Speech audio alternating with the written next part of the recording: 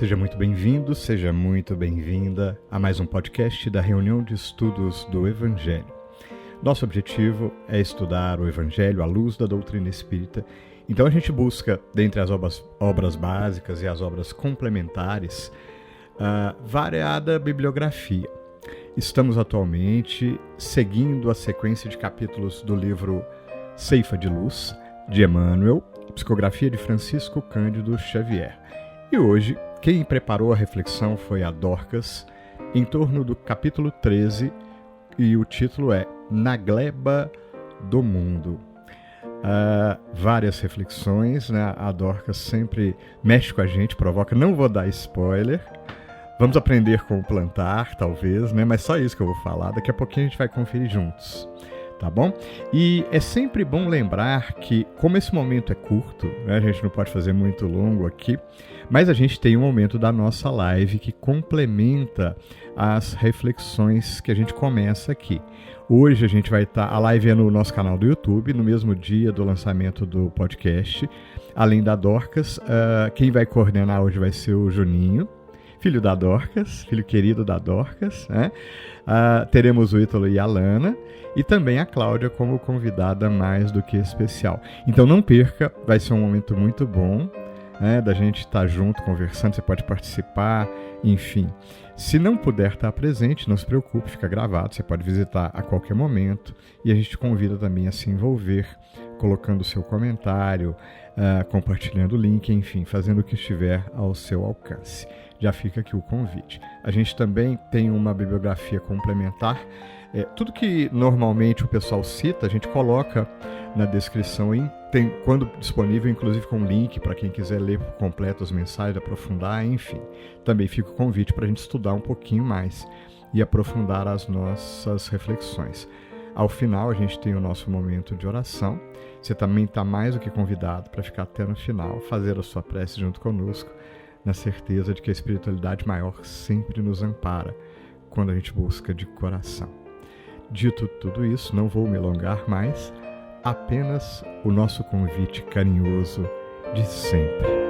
Vamos ouvir?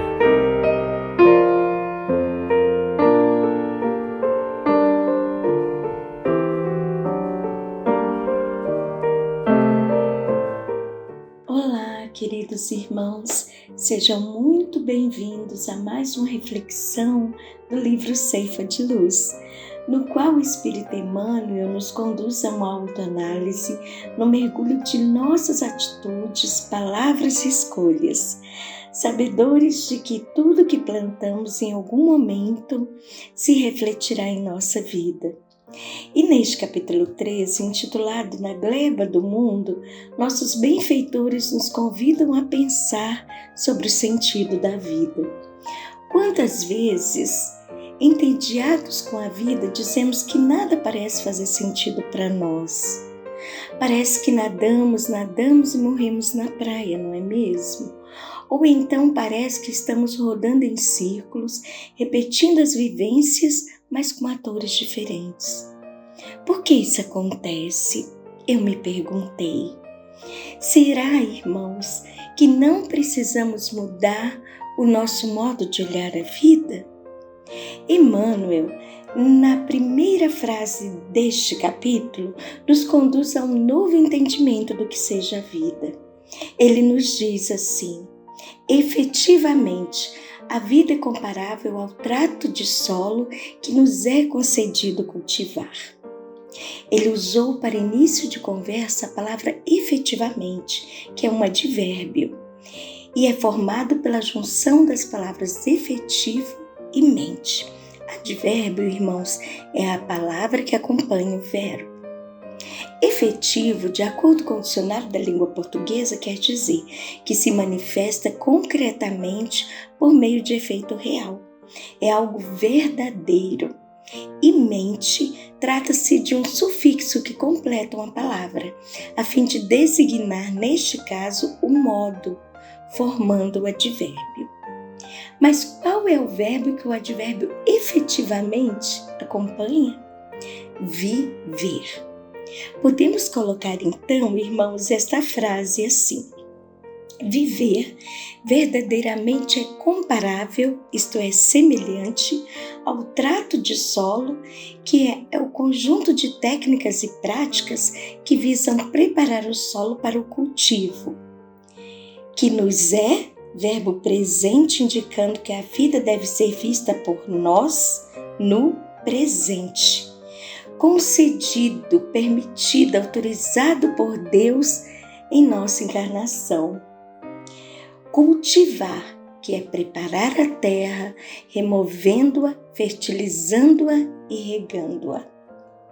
Então, para encontrar o sentido da vida, precisamos vê-la como trato do solo e cultivá-la. Para entendermos melhor, faremos um paralelo entre o ensino de Emmanuel sobre a vida e o que nos ensina a agricultura sobre o solo. Neste cultivo da vida, Emmanuel nos explica neste capítulo que precisamos primeiro preparar a terra. Ele diz assim: ergue-te cada dia e ampara o teu campo de serviço a fim de que te incumbes. O terreno é o próximo que te propicia a colheita. Nunca esmorecer. Como preparamos a terra? Nos erguendo, nos levantando cada dia para proteger o nosso campo de serviço e, em hipótese alguma, desanimar. Porque, irmãos, o terreno é o nosso próximo e é este terreno que nos dará a colheita. Quer dizer que nós não vivemos numa ilha, nós estamos cercados de irmãos, cercados de amigos, cercados com o nosso próximo, e é com ele que nós trabalhamos as nossas emoções. Emmanuel, no livro Algo Mais, capítulo 34, intitulado Alguém Contigo, nos diz: nunca estarás só. Ante a névoa das lágrimas, quando a incompreensão de outrem te agite os sentimentos, lembra-te de alguém que sempre te oferece entendimento e conforto. Ante as ameaças do desânimo, nos obstáculos para a concretização de tuas esperanças mais belas, considera o amparo desse amigo certo, que em tempo algum te recusa bom ânimo. E quando perguntares, quem será esse alguém que nunca te desampara e que te garante a vida? Em nome de Deus, deixa os teus ouvidos se recolham aos recursos da própria alma e escutarás o coração a dizer-te: esse alguém é Jesus.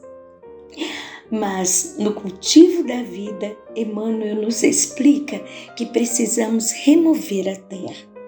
Remover a terra, irmãos, é uma técnica de construção civil chamada terraplanagem, que consiste em retirar o excesso da terra de um terreno, retirar o que não será útil.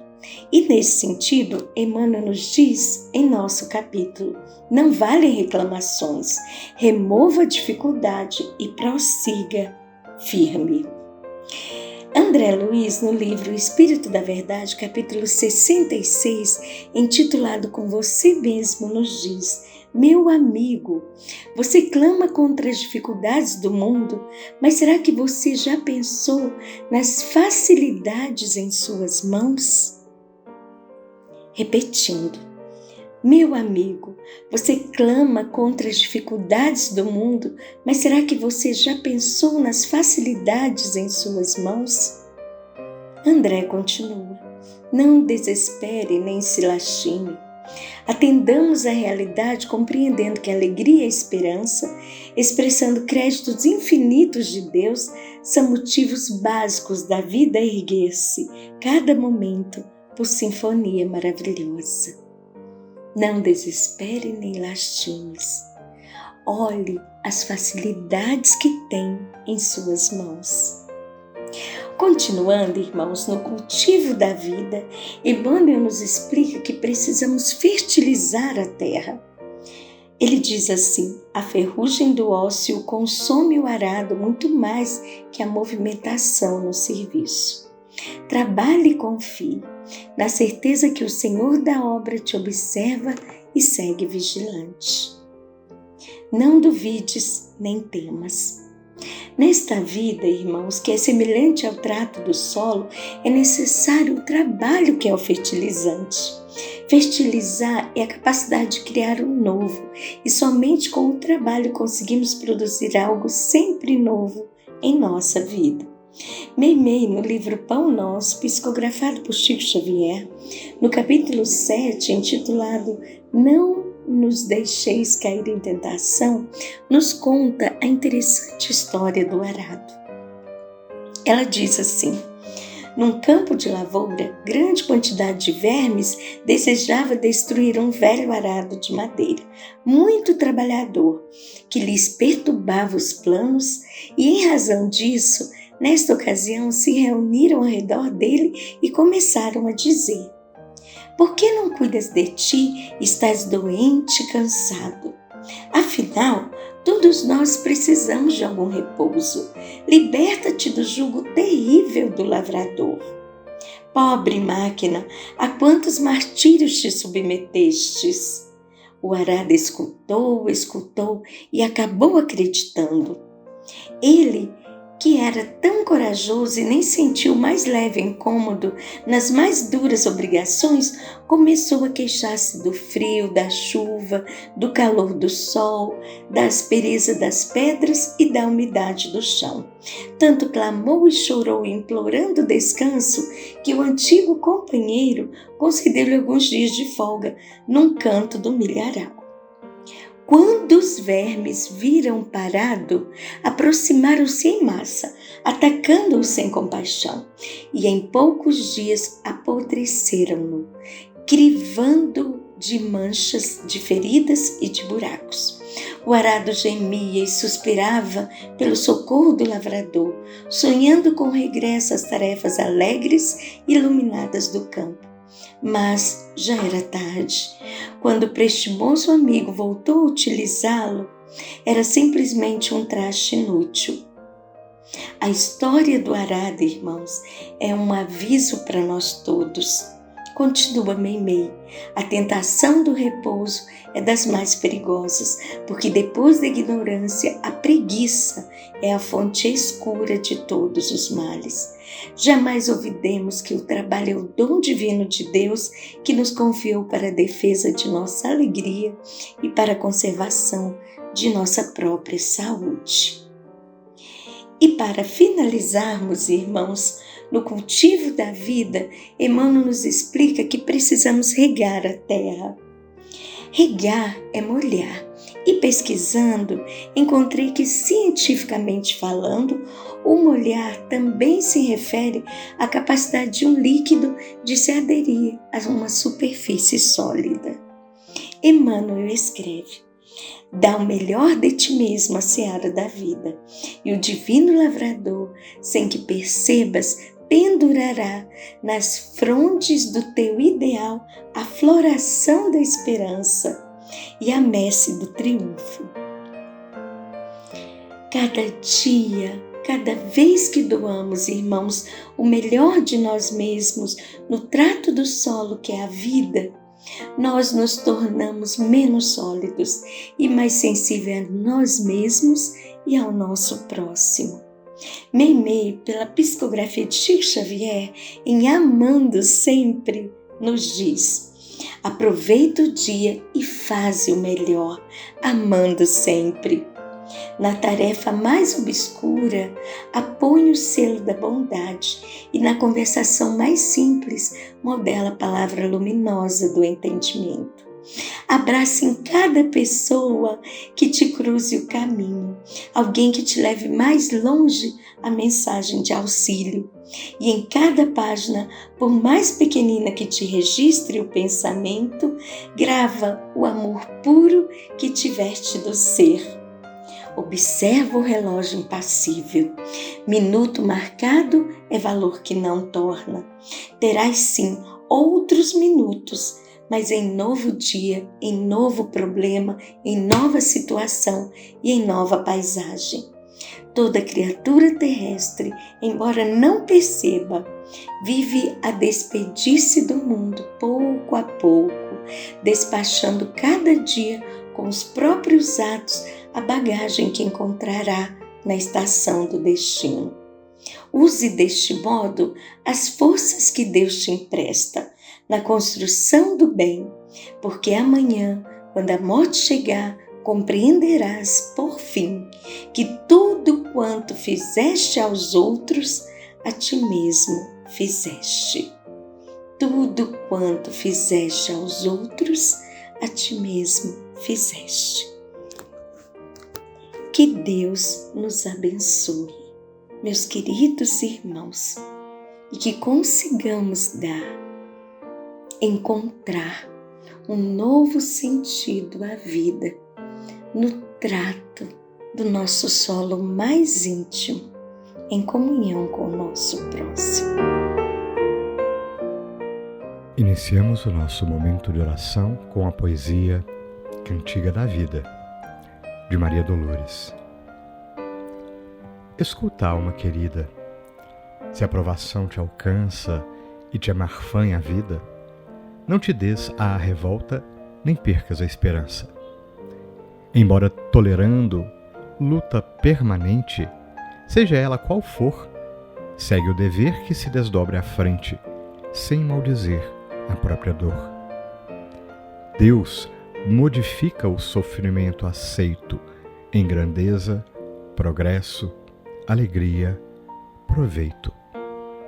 Na terra, em tudo aquilo que admiras, do chão que cria a erva ao céu que infunde a paz, a qualquer tempo, em tudo, encontrarás semelhante lição na estrada em que respiras. No sólio retalhado a golpes de tratores, o campo se converte em toucado de flores. A semente largada à cova estranha e escura renasce do abandono em beleza e verdura. A árvore, na poda, humilhada e desfeita, acrescenta a abastança e a força da colheita. Da rocha perfurada, a fonte se descerra, espalhando conforto e enriquecendo a terra. Posto ao calor gigante, em supremo embaraço, o minério dá forma às estruturas de aço. Madeira que o serrote alinha, morde e apara, faz-se na construção a peça nobre e rara. Pérola de alto preço em brilho evanescente, é riqueza a surgir de uma ostra doente. O pão, que em todo mundo é divino legado, é um presente do céu no trigo massacrado. A água que se sujeita aos preceitos da usina gera auxílio e poder, revigora e ilumina. Assim também, alma querida e boa, ante a luz do trabalho, dia a dia, na lei da evolução, para crentes e ateus, a presença da dor que nos fere e avalia é socorro da vida e proteção de Deus. Divino Mestre e amigo Jesus, nesses instantes em que as bênçãos do Evangelho nos envolvem os corações, convidando-nos à prece, nos lembramos dos teus ensinamentos, que gravados em nossos corações e em nosso espírito, nos falavam de Deus como Supremo Pai de amor e de bondade, e nos falavam da vida como o divino legado aos nossos corações, nas bênçãos do tempo, convidando-nos a agir retamente na construção da própria felicidade e da felicidade de todos que nos envolvem. E assim, Jesus, diante das luzes do Evangelho, ajuda-nos, te rogamos, a entender na vida verdadeiramente os convites que nos são feitos. Convites ao amor, quaisquer sejam as situações, à tolerância e à fraternidade, ao entendimento verdadeiro. à autoaceitação e ao perdão de tudo que nos pareça ir contra os nossos princípios. Ajuda-nos, Mestre querido, para que quaisquer sejam as situações que nos rodeiam, possamos voltar ao templo interno de nós mesmos e buscar transformar tudo em aprendizado e em fortalecimento aos nossos corações. Graças te damos por tantos corações que nos cercam. Contigo damos graças ao Senhor da vida, pela própria vida que nos é concedida. Graças damos, e que assim seja.